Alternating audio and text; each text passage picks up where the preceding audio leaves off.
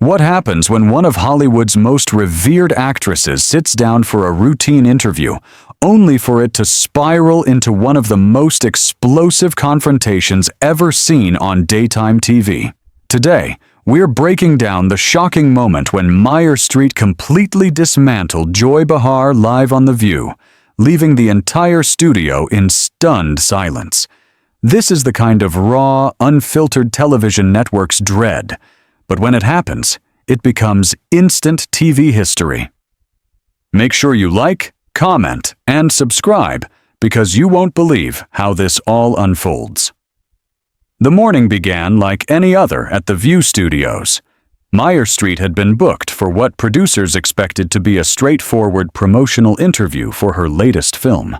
The Oscar-winning actress, known for her poise and professionalism, settled into the guest chair as cameras rolled and the theme music faded. Joy Behar, in her usual seat, had that familiar smirk viewers know all too well, the one that signals trouble. "So, Meyer," Joy began, leaning forward with exaggerated interest, "tell us about this new movie of yours. I have to say, when I read the synopsis, I wondered if Hollywood is just running out of original ideas these days." The other hosts, Whoopi Goldberg, Sarah Haynes, and the rest of the panel, exchanged uneasy glances. Even by Joy's standards, this opening was unusually sharp. Meyer, however, remained composed, smiling politely. "Well, Joy, storytelling has always revisited themes that resonate with human experience," she said calmly. "This particular film explores the complexity of family dynamics during times of crisis, which feels very relevant given everything families have gone through recently." Joy waved her hand dismissively. "Oh, please, Meyer. Let's be honest. You've built a career playing the same tortured woman over and over. The crying, the dramatic speeches, the suffering artist routine. Don't you think audiences are getting tired of watching you cry on screen for 2 hours?" The studio went quiet. Even the crew seemed frozen. Whoopi cleared her throat uncomfortably, while Sarah pretended to study her notes. Meyer's smile didn't falter, but her eyes hardened slightly. "Interesting perspective, Joy. What would you consider authentic storytelling?" "Because, from where I'm sitting, exploring human emotion and vulnerability is exactly what art should do." Joy scoffed, her voice rising. "Authentic? That would be admitting you've been coasting on your reputation for decades. You get nominated for everything because it's Meryl Streep, not because your performances are actually remarkable anymore. It's like the emperor's new clothes, and nobody has the guts to say it." The tension in the room was palpable. Cameras rolled as the other hosts sat in stunned silence. This wasn't the playful banter sometimes seen on the show. It was personal, hostile, and completely unfiltered. Meyer set down her water, glass, and looked directly at Joy. "I see.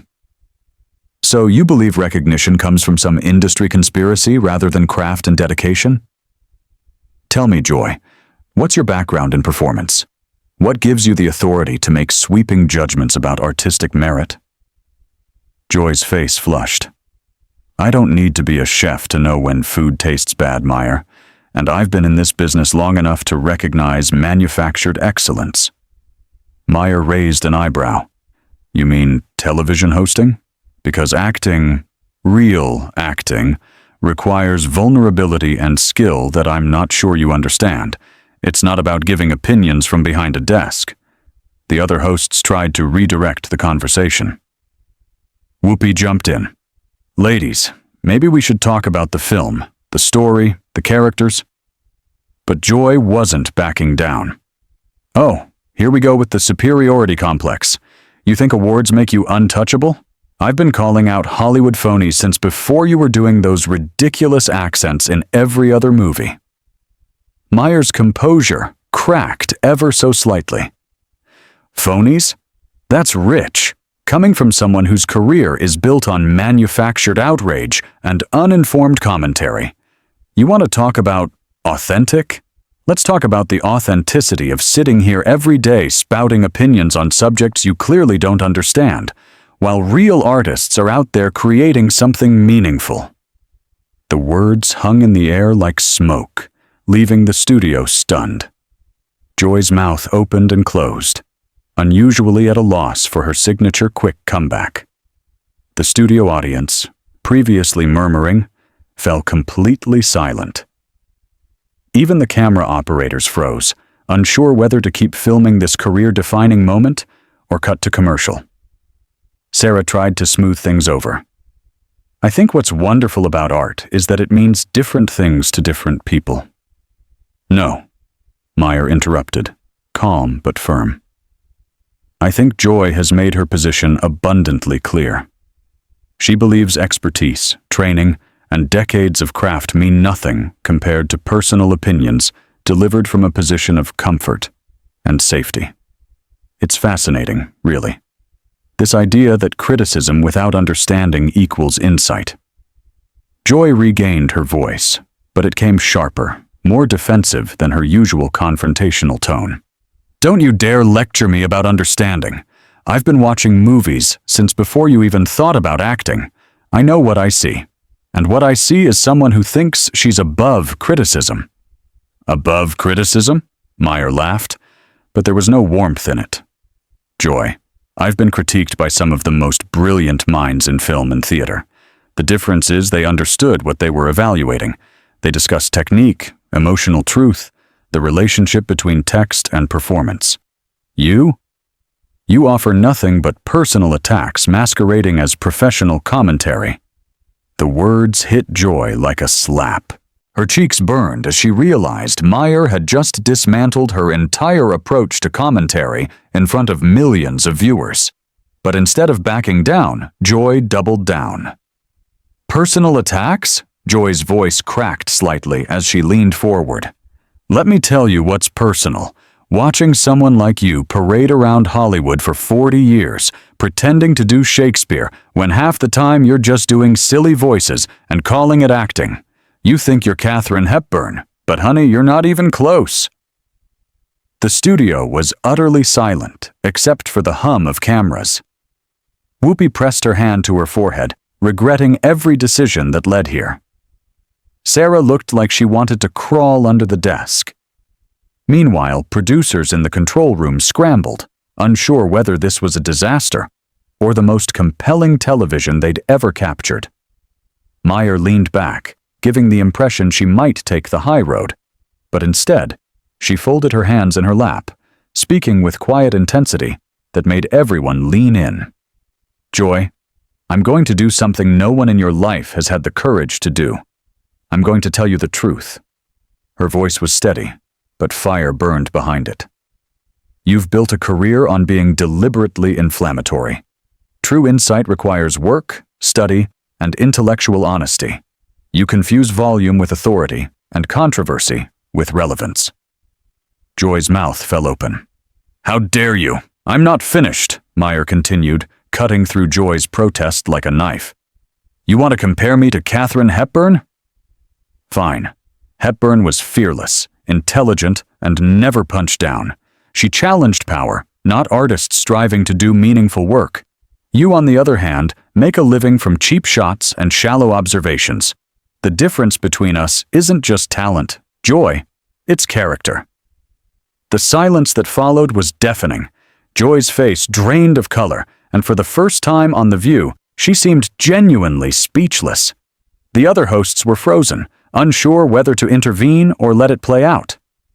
Finally, Joy whispered, barely audible, "You think you can come on my show and humiliate me?" "Your show?" Meyer's eyebrows shot up. "Joy, this is The View. It belongs to all of you, and more importantly, to the viewers who tune in expecting thoughtful discussion, not petty attacks. Since you brought up humiliation, let me ask you, when was the last time you created anything? When did you last put yourself out there, vulnerable, exposed, for people to judge?" Joy's voice grew shrill. "I create conversation. I create dialogue. I ask the tough questions no one else dares to ask." Meyer's correction was firm. "There's a difference between tough questions and cheap attacks. A tough question about my work might explore my process, my choices, or the themes I'm drawn to. Instead, you opened with insults disguised as observations. That's not journalism, Joy. The tension in the room was so thick, you could cut it with a knife. That's not even good entertainment, Meyer said calmly. It's just cruel. Whoopi finally stepped in, trying to regain control. Ladies, maybe we need to take a breath here and... But Joy wasn't done. The sting of being called out so publicly had pushed her past reason. You know what, Meyer? You want to talk about cruel? Cruel is watching someone your age still trying to play ingenue in movies. Cruel is pretending every performance you give is some kind of masterpiece, when it's clear you're just doing the same thing over and over with different costumes. The attack was so sharp that even the camera operators looked uncomfortable. Sarah gasped audibly, and Whoopi shook her head in disbelief. Meyer, however, didn't rise to the bait. She smiled quietly. "Thank you, Joy," she said softly. "You've just proven my point better than I ever could." Turning to the camera, she addressed the audience directly. "Ladies and gentlemen, what you're witnessing is what happens when someone is confronted with their own limitations. Instead of self-reflection or professional discourse, we get personal attacks about age and appearance." Joy tried to backtrack. "I didn't mean, oh, but you did," Meyer interrupted, facing her again. "And that tells us everything about your character and your qualifications to judge anyone else's work. Attacking a woman's age isn't clever commentary. Ageism disguised as criticism isn't edgy. It's shallow." Joy's composure faltered, her usual confidence completely shattered. "I've been doing this longer than..." she began. "Longer doesn't mean better, Joy," Meyer said firmly. "It just means you've been making the same mistakes for a longer period of time. And if this is what you consider professional behavior after all these years, maybe it's time to reevaluate your approach." The studio was silent. Joy's face was flushed, her hands shaking slightly. For the first time on The View, she looked genuinely vulnerable. But sympathy didn't follow. Her earlier attacks had burned any goodwill. Sarah tried one more time. "Perhaps we could talk about the message of your film, Meyer, and how it relates to current..."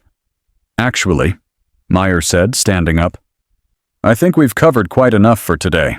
Joy has made it clear she's more interested in personal attacks than professional discussion, so I don't see any point in continuing."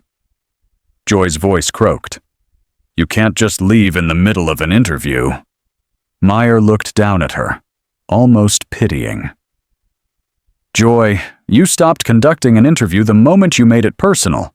Now this is just you embarrassing yourself on national television while I try to maintain dignity. For both of us." The studio was so quiet you could hear the hum of the air conditioning. Meyer stood poised and dignified, while Joy slumped in her chair, the reality sinking in. The other hosts looked like they were witnessing a slow-motion car crash, unable to look away, but wishing they could. Joy made one last attempt to save face. "Fine, walk away. That's what people like you do, when you can't handle real questions." Meyer paused, hand on the back of her chair, eyes pure steel. "Real questions, Joy. Let me show you what a real question looks like." She sat back down on the edge of her seat, leaning forward with laser focus. "Here's a real question. In all your years on television, can you name one instance where your confrontational approach actually led to meaningful insight or positive change?" Joy opened her mouth, but no words came out. The question hung in the air like a challenge she couldn't meet. "Here's another," Meyer continued relentlessly. "Can you explain to your viewers why personal attacks constitute professional journalism? That would be genuinely educational for everyone watching." Whoopi tried again to intervene. "Meyer, maybe we should..." "No, Whoopi," Meyer said firmly, never taking her eyes off Joy. Joy wanted real questions. These are real questions, about professional standards, about the responsibility that comes with a platform, about the difference between challenging someone and simply bullying them. Joy finally whispered, weakly defensive. I'm not a bully. I ask tough questions. Sometimes people don't like that. There's the problem right there, Meyer said, shaking her head. You think being disliked for asking probing questions is the same as being disliked for being needlessly cruel? They're not the same thing, Joy. One is journalism, the other is just bad behavior with a television contract. The cameras continued rolling as Joy struggled to respond. Her usual quick wit had vanished entirely, and she glanced around the table desperately, hoping for a lifeline from her co-hosts. But Sarah stared at her hands, and Whoopi looked like she was calculating how many minutes until the next commercial break. Let me give you an example of the difference, Meyer continued, her tone that of a teacher addressing a struggling student. A real question might have been, Meyer, your latest film explores resilience in the face of adversity. Given your long career, what have you learned about finding truth in difficult emotional territory?